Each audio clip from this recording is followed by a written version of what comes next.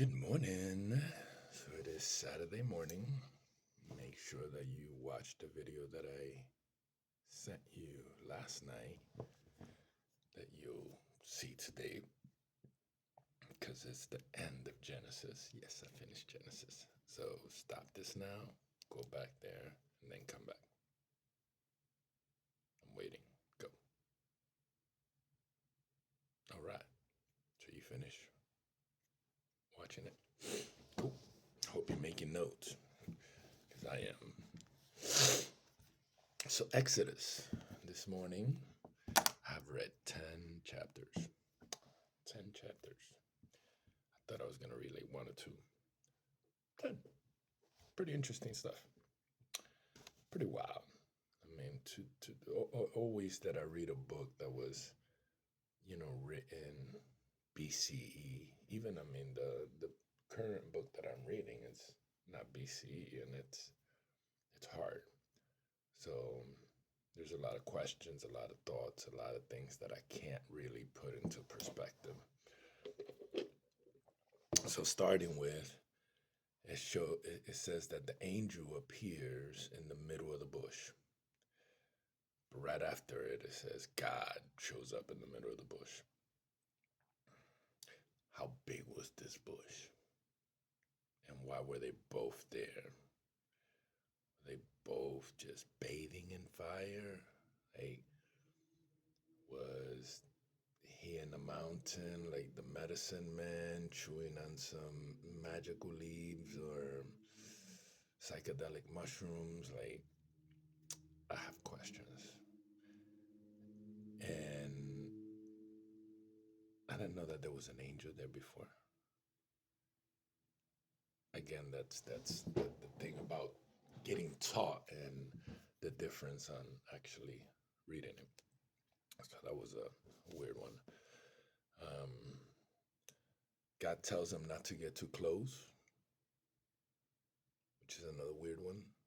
Like, why is that even there? We know fire is hot, but if it's a miraculous fire that's not even burning the bush, is it hot?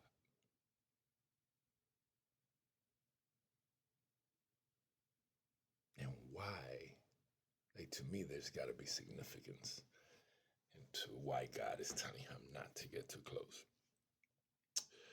Um, there's the first time that somebody is afraid of looking at God. Um, so far in Genesis, that didn't happen. So I found it weird, and it sets a precedence for, you know, him being afraid, somebody being afraid of looking at God.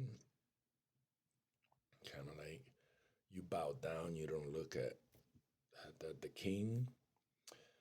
Um, God's need to be worshipped throughout the following chapters. That's it's pretty intense. Yeah, just a note on that. Lord God, El Shaddai, Shaddai, I am who I am, and now Yahweh.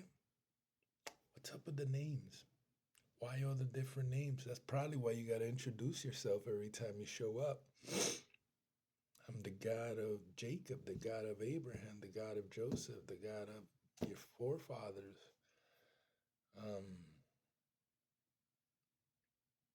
And I'm Lord, and I'm God. I'm El Shaddai. I am who I am. And now, I'm Yahweh. Just in case you was a little confused before. Why all the names? Is there significance? Why? Don't get it. God gives Moses and Aaron magical powers. So I thought that was cool until I realized that pharaohs, magicians, and sorcerers could do almost all like a lot. You know, the frogs turning water into blood, the staff turning into serpent. Yeah, Moses' staff or Aaron's staff ate They're serpents, but that's still, why wouldn't I? Why, I mean, God would know that that would happen. Why wouldn't He do something or give them some specifics that would just, let a star come front, burn you? I don't know. Just, no, no, no. Totally don't understand why God is going through all the trouble of saving His people, putting poor Moses through this, and it specifically says God continues to harden Pharaoh's heart. Like I would almost understand if that wasn't written, but for it to be specific, like yes, I know God is everything, God does everything, but in this play, God is almost pretending that He's not in control of everything because He's almost in this battle in this game of chess with Pharaoh. Yet they make it a point to put in there several times God hardens Pharaoh's heart, even though He made Moses go through all this. And Moses is already not a faithful guy. He doesn't have the most faith in God. Um, God threatening to kill Pharaoh's firstborn. That's really harsh. I just don't see, after a couple things, the God of the Genesis and Exodus is not the most merciful God that I know. It's a very, very harsh God. I completely did not foresee or ever remember of God almost killing Moses. And they don't really specify. So my guess, and I don't know if this is going to be explained elsewhere or it's just commentaries on people's assumptions, but just because of the event that happened right there, my guess is that God almost kills Moses because he did not circumcise his son. Even though he was raised Egyptian, there was a separation there, maybe because he's now going to be the Israel's leader. He needs to follow the law. It wasn't a law given to him. It was a law given to Abraham, but just the fact that he doesn't circumcise his son, his wife circumcises his son, and then she touches Moses' feet with the foreskin of the baby, makes me feel that he's like down for the count. Like he almost kills him. That's what it says. He almost kills him. So I'm figuring he's like down. He can't circumcise his son because he's down. And this is happening because he didn't circumcise his son to begin with. But this is Moses. Again, God is. He's he's a harsh God. Um, Out of all sins, I'm sure Moses sinned. I mean, Moses keeps on questioning God in so many ways. In one area, it says that he's literally arguing with God.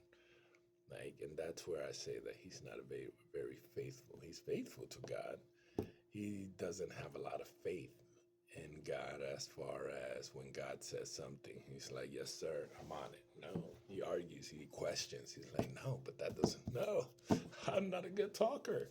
Like, no, no, they're not going to believe me. Me?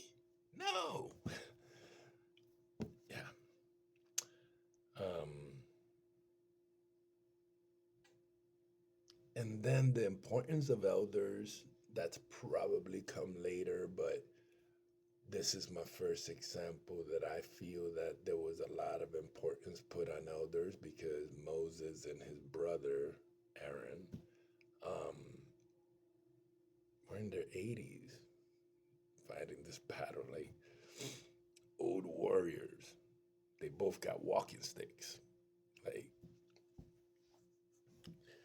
I don't know. And that's it. And then I'm in the end of chapter 9.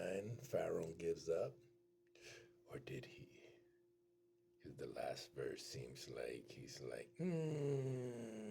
nah. Once the hail stops. So that's where I'm at. Hope you enjoyed. It was 10, 11 minutes. That one was long. Hope you had a great Shabbat. I am going to get me some coffee and head to work. Love you.